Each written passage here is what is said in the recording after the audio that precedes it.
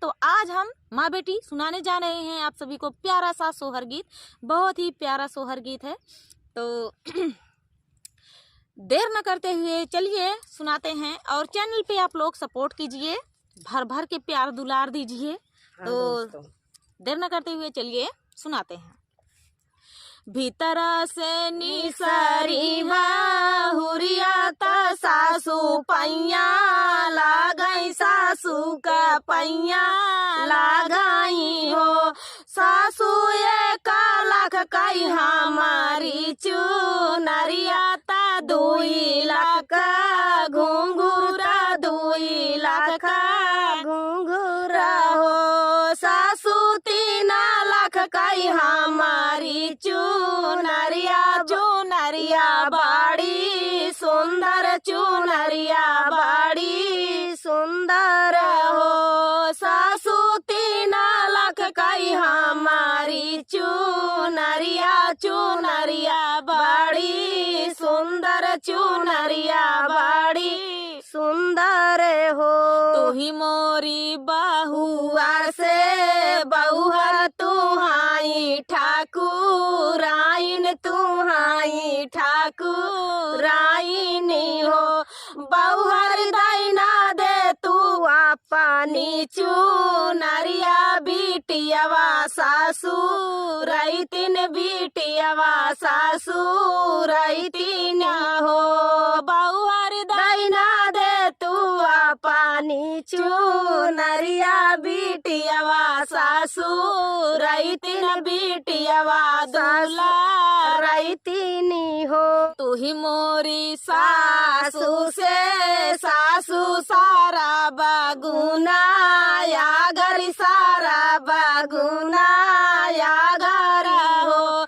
सासू नहीं दे भैया पानी चुनरिया, चुनरिया बाड़ी सुंदर, चुनरिया बाड़ी सुंदर हो। सासू नहीं दे भैया पानी चुनरिया, चुनरिया बाड़ी सुंदर, चुनरिया बाड़ी सुंदर हो। सासू दैना दे तू बांधाला बायलवा, ना नदिया नेवा छावर, ना नदिया नेवा छावर हो। सासू दैना दे तू बांधाला बायलवा, ना नदिया नेवा छावर, ना नदिया नेवा छावर हो।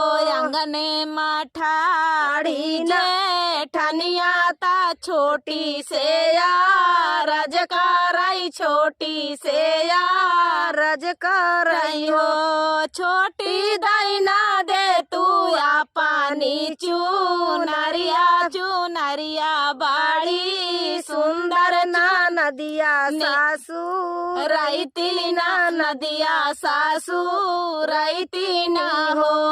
छोटी दैना दे तू पानी चुनरिया, ना नदिया सासू रैतिन, ना नदिया सासू रैतिनी हो। तू ही मोरी जेठानी से जेठनी ता साखिया साहेलरी, ता साखिया साहेलरी हो।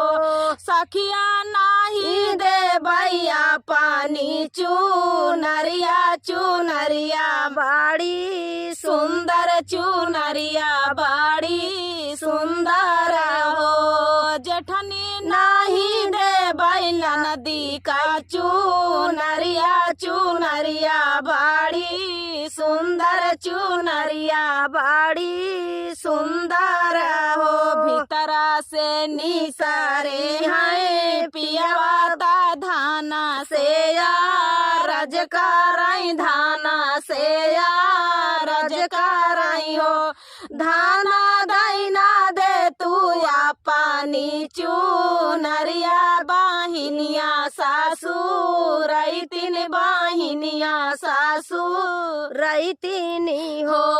धनिया दैना दे तुआ पानी चुनरिया बहिनिया सासुर रैतिन बहिनिया सासुर रैतिनी हो। तू ही मोरे पियावा से पियावा तुहाई सिरा साहेब तुहाई सिरा साहेब हो।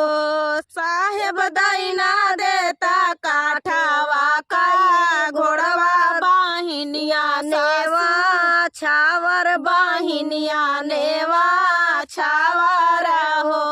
पियावा दैना देता काठावा का घोड़वा बाहिनिया नेवा छावर बाहिनिया नेवा छावर हो। पियावा दैना देता काठावा का घोड़वा बाहिनिया नेवा छावर बाहिनिया नेवा छावर हो। 1 लाख का हमारी चुनरिया दा 2 लाख घुंघूरा 2 लाख घुंघूरा हो।